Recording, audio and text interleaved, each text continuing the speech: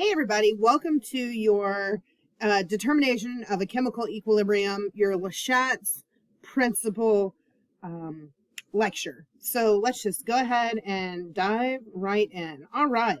So your stoichiometry of chemical equations, it's going to show the mole reactions, or I'm sorry, the mole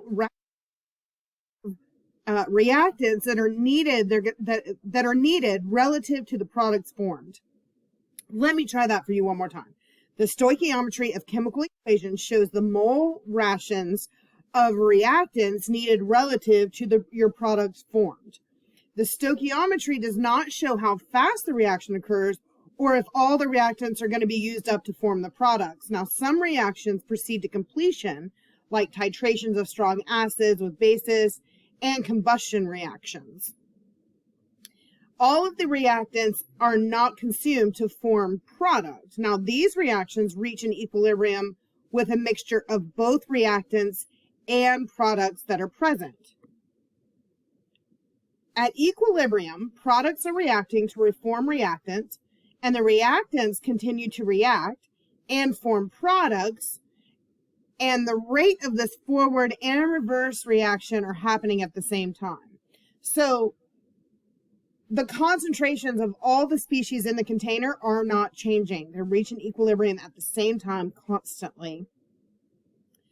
This chemical equilibrium is going to be reached whether the reactants or the products or a combo of the two are added to the vessel initially, your test tube, your beaker, whatever it is that you're actually using. So let's take a case where only reactants are initially present in a reaction vessel. That's going to be your test tube, your beaker, whatever it is that you're using. The forward reaction rate will initially be high as the concentrations of the reactants are really high. Also, the reverse reaction rate will be zero since the concentration of the products are zero. Now, as that reaction progresses, the forward reaction rate will decrease as the reactants are consumed, and the reverse reaction rate will increase as the concentrations of products increase, reach where both the forward and reverse reactions are the same. At this point, the reaction has reached chemical equilibrium. It's important not to note that the reaction in both the forward and the reverse direction have not stopped. At equilibrium, the forward reaction is simply creating products as quickly as the reverse reaction is producing reactants. What you see here on the screen is a generic reversible reaction. We know it's reversible because it has that double arrow, one to the left and one to the right.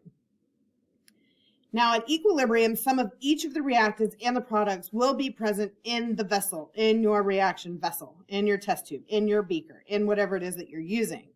When your reaction reaches equilibrium under the conditions of constant temperature and pressure, the ratio of the concentrations of the product to the reactants with each species raised to the exponent of its coefficient in the balanced equation.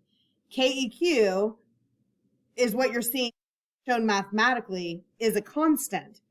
The square brackets represent molecular concentrations. This should look familiar to you from your KEQ lab.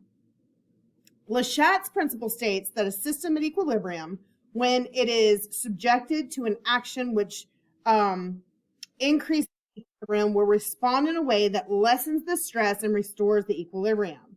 And as it's applied to a chemical reaction, this response means that the rate of the forward reaction or the reverse reaction will increase or decrease until a new position at the equilibrium is restored. Everything shifts towards the products or towards the reactants. Back at this one, right? So mathematically, when a system is not at equilibrium, the ratio of products over the reactants is expressed here.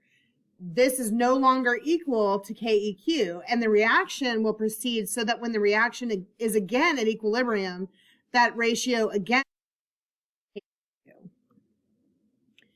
There are possible interruptions to equilibrium, and they include changing the concentrations of one or more of the chemicals in the vessel, and that will change the volume or pressure in a container.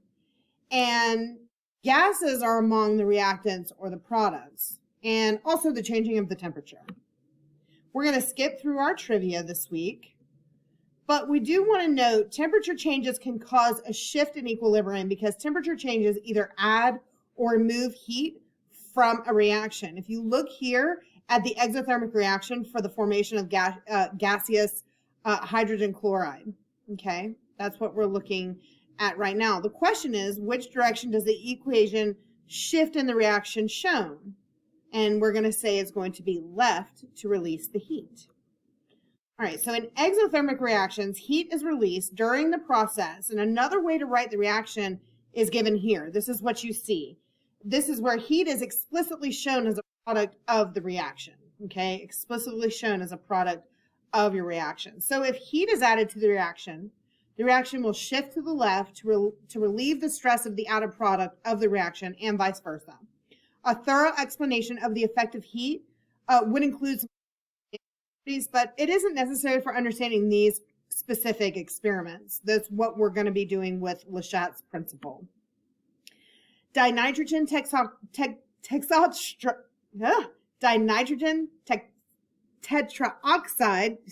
or nitrogen dioxide.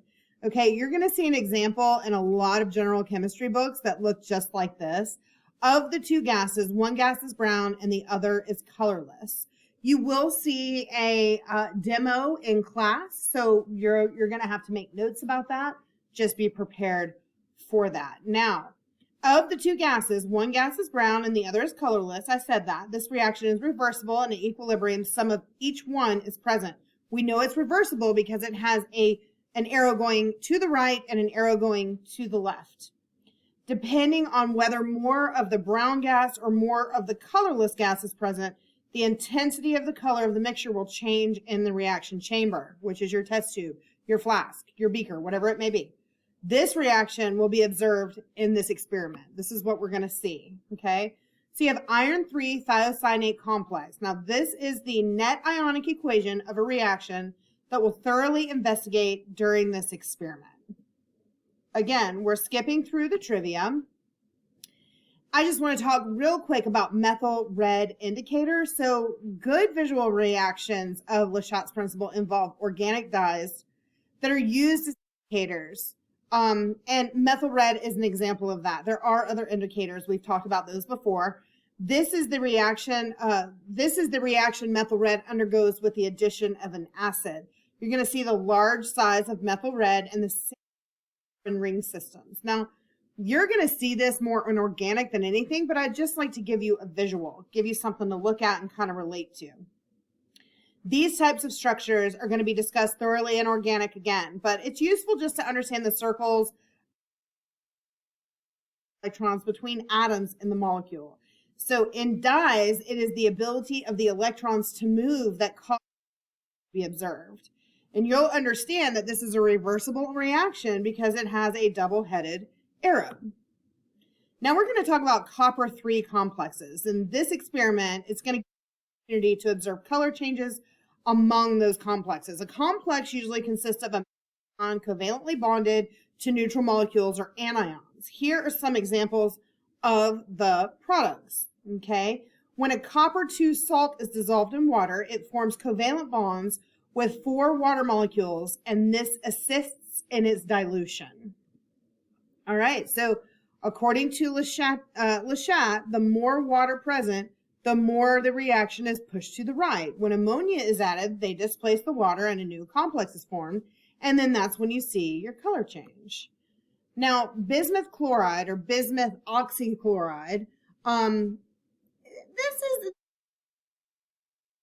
interesting reaction to observe, is the reaction to form bismuth oxychloride when adding bismuth trichloride to water. So bismuth trichloride is soluble in water, but the oxychloride is not. You're looking at that equation here. You expect shifts in the equilibrium. They can be predicted when considering relative amounts of reactants or products that are added.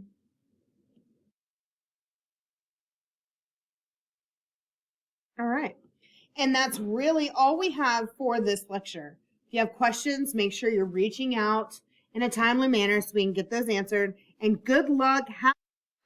Shots is a fun experiment. It's a lot of observations, color changes. It's what we refer to in the classroom as real chemistry. So enjoy it. Have a good time. If you have questions, reach out.